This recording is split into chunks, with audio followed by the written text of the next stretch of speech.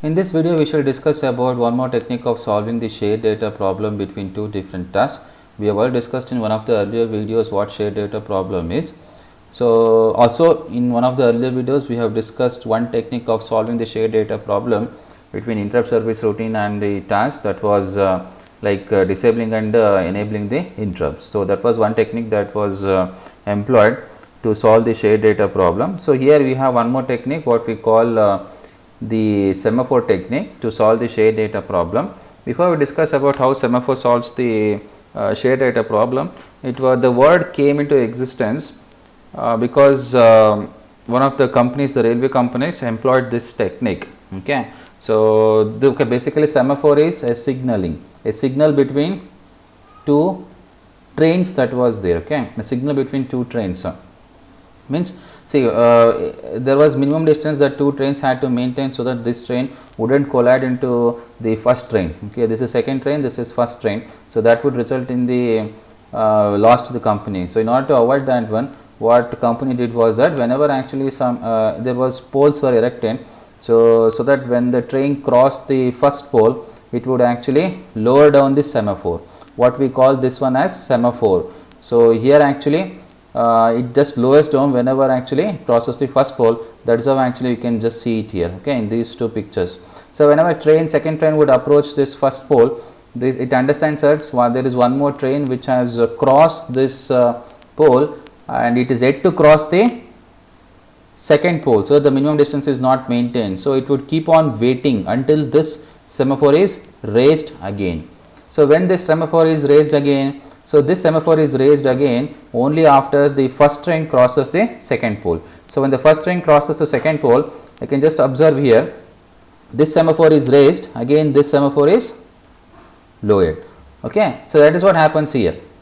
Whenever actually semaphore is raised, it means that the train can cross the pole. Whenever semaphore is lowered, okay, so whenever semaphore is lowered, as in this case, okay, whatever the train that is approaching here, it can't actually cross this pole. So, when this actually is raised, after this train crosses the first pole, so this semaphore is raised, so it understands that the minimum distance is maintained and this train crosses the first pole. So, as you can just observe here, when this comes here, this is again lowered here. So, maybe some other pole will be there here. So, this train actually after crosses this one, so here actually, so this will be raised again, so the train can cross it. So, this is how actually a semaphore was a signaling technique which was employed between two trains to avoid the collision. So, that technique will be that technique was adopted in the embedded system also. Of course, technique means the program and all those things is entirely different, but definitely the word is same. They took the same word and is extensively used in embedded system. Semaphore is one of the most extensively used words in embedded system. So, we should discuss about that one, how that is employed in the program. Okay. So, yeah, this is basically what I have said, RTOS semaphores. Now, if you just look into this example, this is the same example that was discussed in one of the earlier videos. Basically, this is a tank monitoring system. Here you have a level as well as the tank level and the time. Okay, and this is structure that is defined here. Now, this is a button task which is having high priority. This is the level, calculating the level of the water in the tank, and this is having the low priority. Now, you can just observe here. So, this is basically what this does, it waits for the button to be pressed, and this is calculation of the level of the water in the tank. So, this keeps on happening, So, as you can just look into this one, time is getting measured as well as the water level is getting calculated here. So, both actually keep on happening here. Same thing actually what this does, whenever the user presses the button, the calculated values of time as well as the level both are taken and they are displayed here. That is what is done here. You can just time as well as the level. So, I think we discussed the problem which was like you have shared the variable, isn't it? What are the variables that you have shared here? If you just look into this one, tank level as well as the time updated. These two variables are shared between button task as well as the calculate level task, isn't it? The button task as well as the level task, two tasks that you have. If I say this one as T1 task and this one is T2 task. Between these two tasks, these two variables, that is level, tank level and the time updated, these two variables are shared. Now I think I also discussed the problem was like, for example, T1 was there, T1 time you have the level L1, you have T2 time, in T2 time you have the L2. So in this L2 case, now what is the problem that you will have it here? Now see, I think, okay, we have already discussed about the problem. Okay, let me tell you once again. Now see, if any of the interrupt occurs at this point after the time updation, initially it was T1 and it was L1, now at T2, maybe this is calculated, user presses the button. Now since actually this button task is having high priority, definitely preempts this T2, that is level task, and then when that is taken, now what is going to be displayed? Since this is time is updated, but L2 is still not updated, okay, because the interrupt occurred at this level, interrupt occurred this point before actually tank level gets updated. Now time is updated, so when it comes here, now what is displayed here? T2 is displayed, but what is the level of the water in the tank? It takes the older value, that is L1, but what should have been the level? It should have been L2, isn't it? So this was the problem that you had. Now how do we solve this problem? Okay, so let us actually discuss about that one. How is the problem solved in this case? It is same actually, the same technique, the disabling and the enabling interrupts, but instead of that one you have two words. Of course you can just look into this one, take semaphore and release semaphore. You can just observe here also, take semaphore and release semaphore. These two are used here. Let me erase this one. Okay, so take semaphore and the release semaphore. Instead of disable interrupt and enable interrupt, you have take semaphore and release semaphore. Of course different words are used like pend and post, okay, or get and give. Some people use that one, so they use get and give, okay, like get and give. We are not going to these things, but it depends on the operating system, what kind of RTOS that you have. They use like what I said earlier, pend and post, get and give, then wait and signal, that is also it is used. So in this case actually maybe we will just take it one very simple way of taking the semaphore, that is one is take semaphore and release semaphore. Instead of this one, some people use wait semaphore as well as signal semaphore. So that is also one way, get and give. So but we shall just take this one only. Yeah. Now the thing what we have to understand, so let me take this one, maybe at time T1 L1, same thing, time T2 you have the level L2. Now what happens actually, imagine now T2 is at T2 time, same problem will take it. Now T2 is updated, T2 is updated, so T2 is that is time is updated. Whenever time is updated, level of the water and tank is still yet to be updated, okay. So time T2 is updated, but level is not updated, okay. Now what happens at this point? See, you can just observe here, this is now the interrupt occurs at this point. Whenever the interrupt occurs at this point, now you have that is time T2, another one actually what you have, still L2 is yet to be updated. Now just imagine that you have used this statement, take semaphore and the release semaphore. What this does is that this is going to protect that section, that is what we have it here. Similar to earlier case, the railway system what we discussed, till actually it crosses the second pole, okay, that we have to understand. Till the train crosses the second pole, this train won't be allowed to access the or cross the first pole. Similarly, what happens here is that, but you have to understand here, whenever actually this level task, whenever it comes here, whenever it takes the semaphore here, it means that it is going to calculate both these two things, okay. But one thing what you have to understand, here the respond to button is having the high priority, okay. So it is having the high priority. Maybe I will just discuss with the steps only, okay. Let us see here. Now what happens here?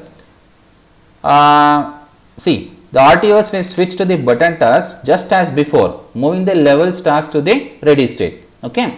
Now what we have, there are two tasks here, okay. So one is button task, another one is the level task. So here, similar to the earlier case, whenever actually the interrupt occurred at this point, definitely the RTOS will definitely switch the button task. Why it will switch the button task? Because button task is having the high priority. Okay. So, but I said that take semaphore and the release semaphore, even though they are there. The thing is that actually you should not move it. It is not like that way. Okay. Whoever task is having the high priority, that will definitely interrupt any other task. Okay. So let us actually come back to this point. Now imagine, okay, sorry, take this point T1. At T1 you have the level L1. At T2 you have the level L2. Now where did the interrupt occur now? The interrupt occurred at this point. When the interrupt occurred at this point, what was updated? Just note down, that is time was updated. So what do you have the time here? That is T2. Have we updated the level of the water in the tank? No, we have not updated the level of the water in the tank. So what happens at this point is that still the level of the water is L1 only and interrupt has occurred at this point. Now what happens? Just look at the step here.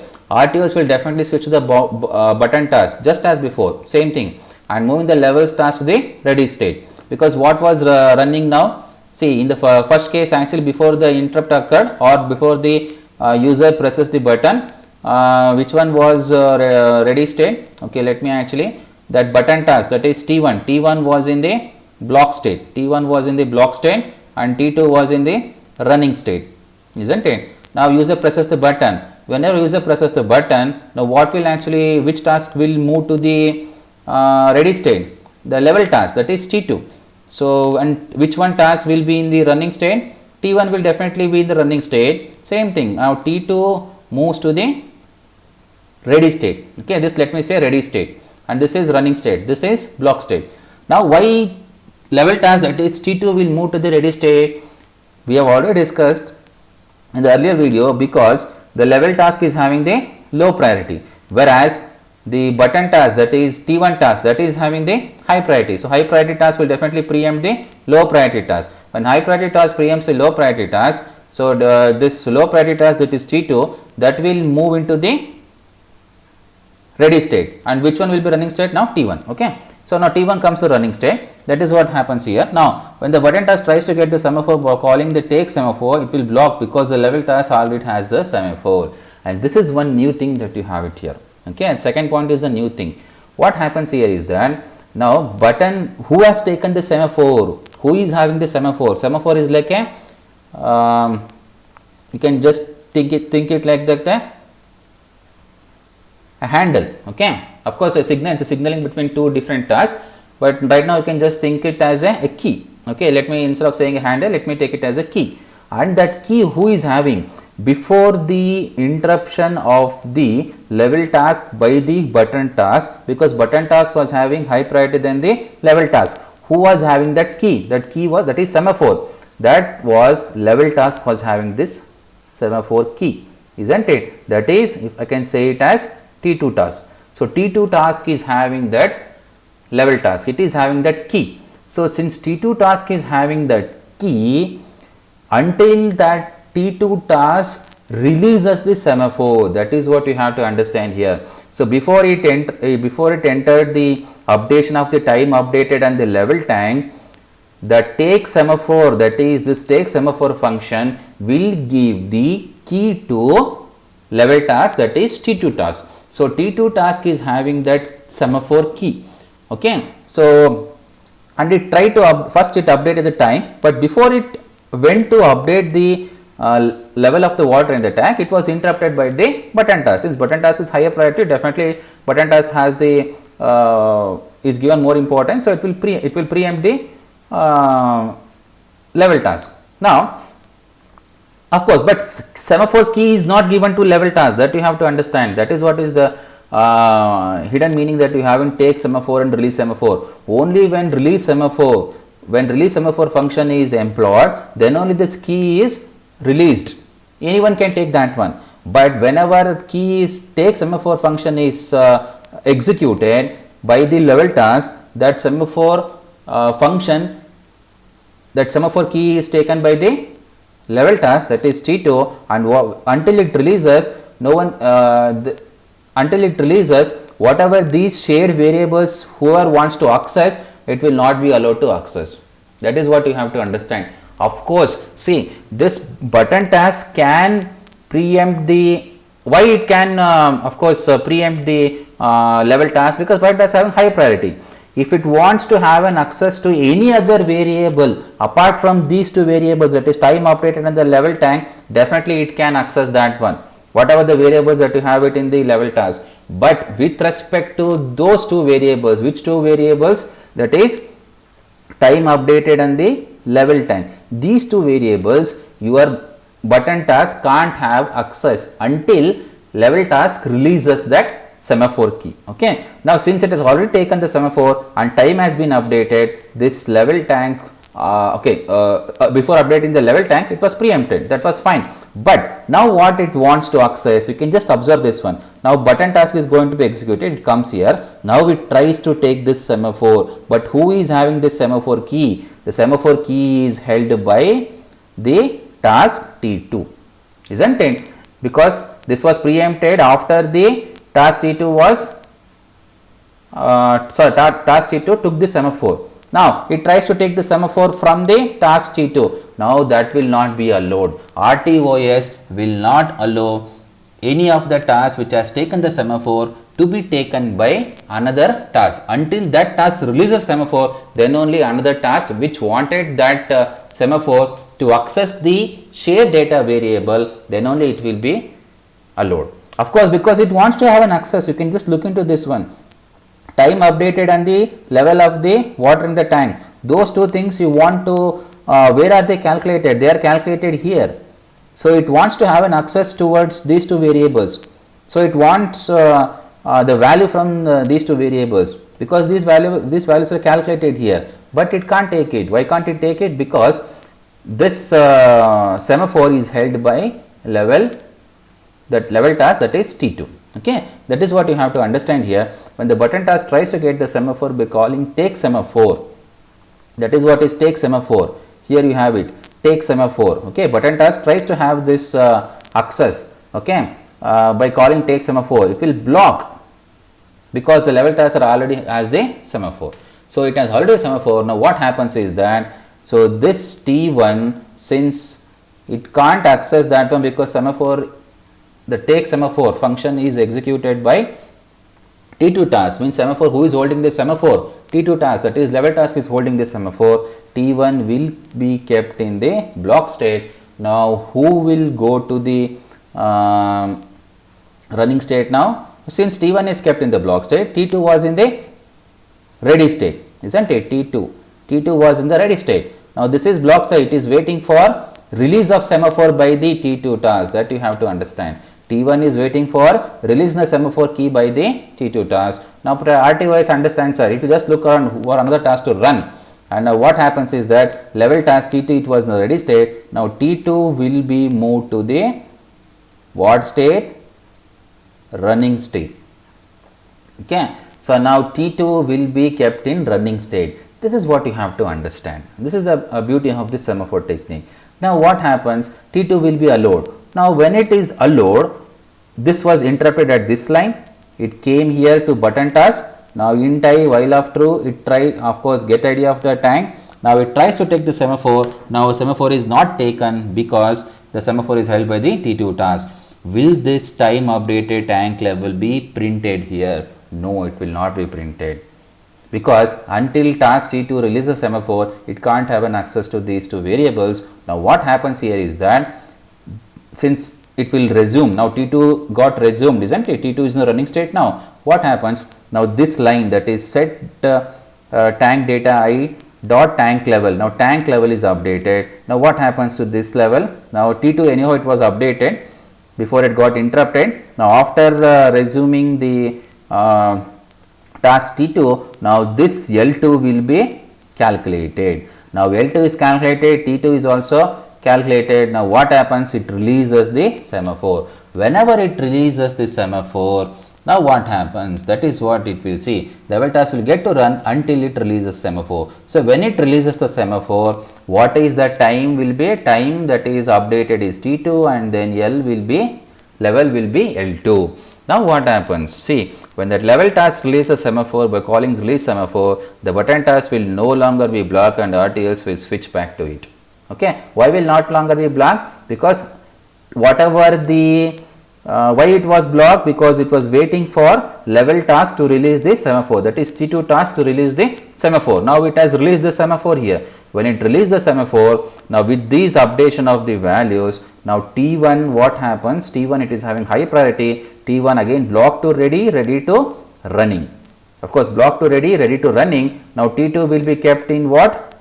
T2 will be kept in, since it is having lower priority, T2 will be kept in ready state. Now T2 will be kept in ready state. R means ready, RU means running, B means blocked. Okay. Now T2 will be kept in ready state, T1 will be in the running state. When T1 is in the running state, what values it got?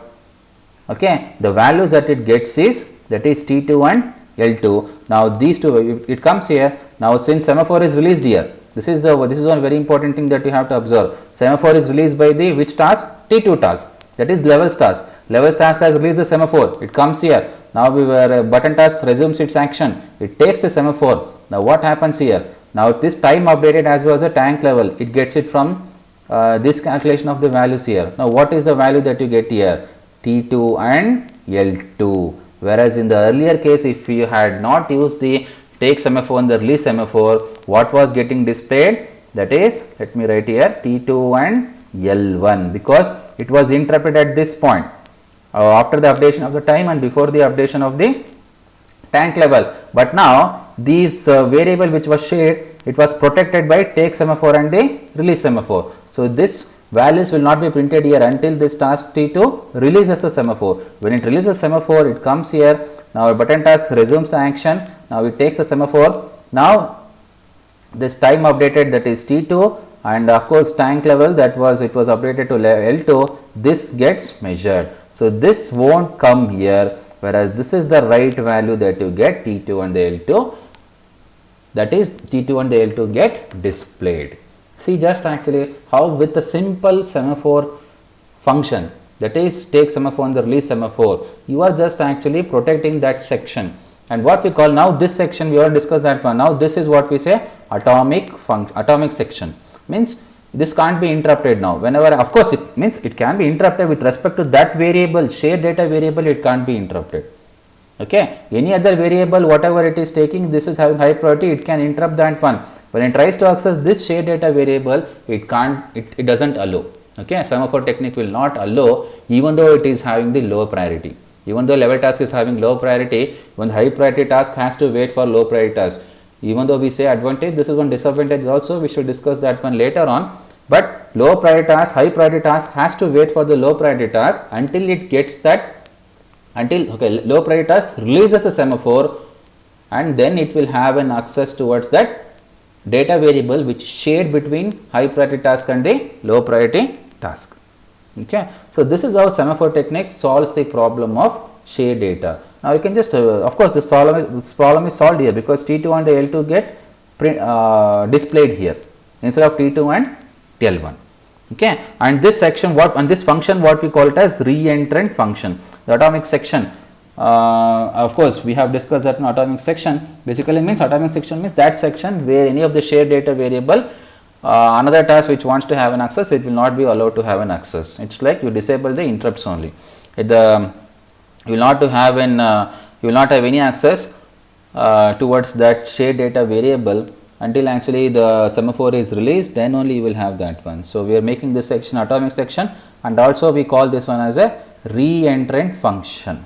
Okay, so this is what we call, let me write it here, reentrant function.